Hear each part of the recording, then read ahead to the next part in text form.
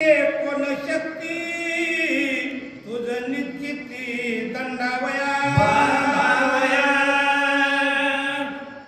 रामरायण महाराज गुणगान केवढं प्रेम आहे हो एका भक्ताचं आणि त्या भक्तानं मात्र आपला सर्वस्व तनु मनु जीवे चरणाशी लागावे आणि अगर्वता करावे दास्य सकळ हे फक्त हनुमंतरायच करावं म्हणून उगजुगत नाही येशे थोरविला मारुती आणि विभीषण केला लंकापती अवधारे देऊन करणा हाती आणि कीर्ती दिगंती मिरवली हे सामर्थ्य उगच नाही महाराज माऊलीच्या मुखामध्ये हे वावे येत नाही चल यश नावाचा गुण हनुमंतराया ठिकाणी का त्याचं कारण असे महाराज हनुमंता अरे बाबा तू ज्यावेळेस जन्माला काय झालं त्यावेळेस साक्षात जे आपल्याला सूर्य ते जे आपल्याला सूर्यग्रहण मध्ये आलेला राहू धरायला कोणाला सूर्याला आणि हनुमंतराय कोणाला गेले धरायला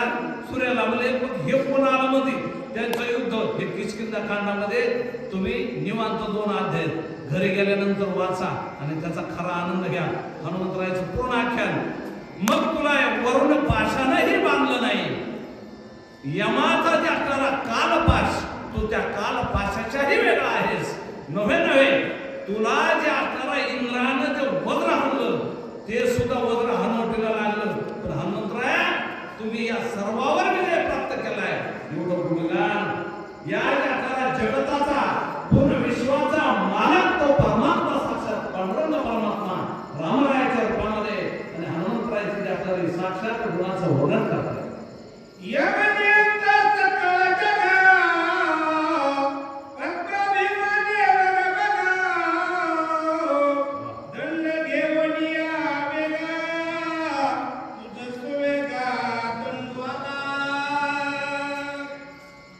जगा काळ खाय आणि आम्ही माता तुकोबराया बनवलं आणि ते जे आपल्याला तंतोतंत इथं लागू होतं का लागू होतं कारण हनुमंतराया या सर्व जगाला सत्ता कोणाची चलते काळाची सत्ता मला काळाची लक्षात घ्या बाकीचे सर्व सत्ता जी आपल्याला जिकडे तिकडे पण तुमच्यावर माझ्यावर सर्वावर काळाची सत्ता आहे काळासाठी साधा शब्द सांगू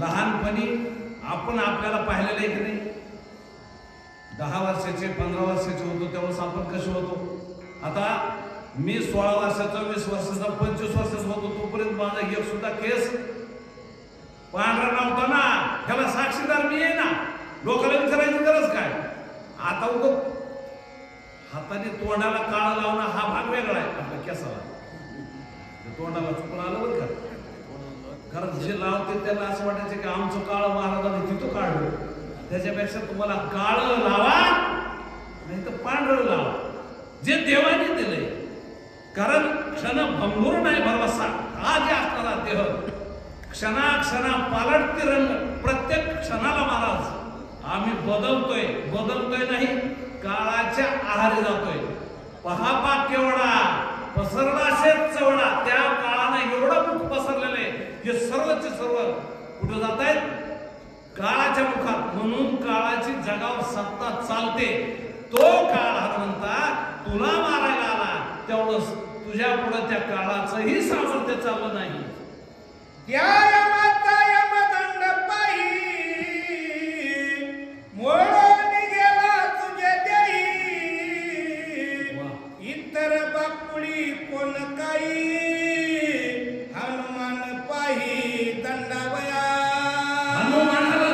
करण्यासाठी महाराज जिथं यमाचा यमदंड काळाचा काळपाश वरुणाचा वरुणपाश नव्हे या विश्वामध्ये असं एकही अस्त्र तयार झालं नाही शस्त्र तयार झालं नाही ज्याच्यामुळं हनुमंता तुझ्या जीविताला धोका निर्माण होईल एवढं सामर्थ्य जर तुझं आहे तर त्या ठिकाणी तुला कशाची भीती नाही एवढं सामर्थ्य महाराज तुम्ही साधी गोष्ट अगदी सोपी साधारण सांगतो तुम्हाला रोज सकाळी उठलं का नुसत्या हनुमान चालीसा वाचत नुसत्या हनुमान चालीसा फक्त सुरुवात करायची जय हनुमान ज्ञान गुण सागर जय कपीस हो लोक उजागर.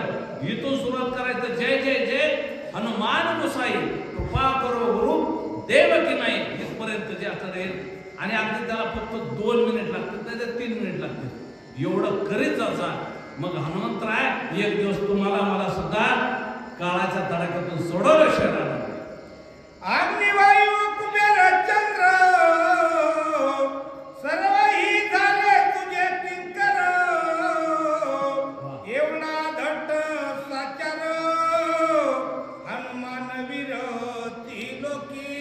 हनुमान वीरही लोकी महाराज. नुसतं मृत्यू लोकात नाही स्वर्ग मृत्यू आणि पाताळ या 3 लोकांमध्ये हनुमंता वीर आहे तू. आणि वीर कुणाला म्हणतात मला ज्याच्या ठिकाणी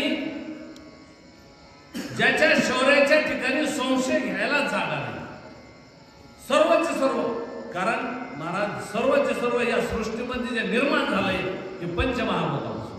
आणि या पंचमहाभूतावर ज्याची सत्ता चालते तो परमात्मा तुझ्या अधीन नव्हे त्या सर्वची सर्व शक्तीचं मूळ स्रोत तू आहेस. म्हणून हनुमंता तुझ्यासारखा दाटोबा श्रेष्ठ आणि बुद्धिमत्ता वरिष्ठ असा दुसरा वीर नाही. आपल्या हिव प्रताप शक्ती लावणी सकळाची व्रती. वज्रदेही आईची ख्याती त्रिजगती निर्विजय. वज्रदेही आईची ख्याती त्रिजगती निर्विजय. महाराज हनुमंतरायाला केवढं सामर्थ्य. जन्माल्याबरोबरच त्या ठिकाणी जे सर्व चरित्र भाग लक्षात आला म्हणजे लक्षात येत आवडतो. वायुदेव त्या ठिकाणी आले आणि सर्व वाताकर्षण करून घेतल्यानंतर सर्व 33 कोटी देव इंद्र चंद्र महेंद्र सर्वचे सर्व महाराज ही सर्व सृष्टी वायुवेला स्तब्ध झाली. आणि त्यावेळेस त्रिदेव म्हणजे ब्रह्मा विष्णू महेश हे सर्वचे सर्व जगतपती त्या ठिकाणी अवतीर्ण होऊन सर्वांनी काय केलं हनुमंतरायाला वरदान दिलं. नुसतं वरदान नाही दिलं तर हे सर्व वरदानामुळेच आहे. आणि त्याच्यात पुन्हा महत्वाचं वरदान दिलं कुठलं वज्रदेही होशील. वज्रदेही वज्रदेही हनुमंतराय तेव्हापासून झाले.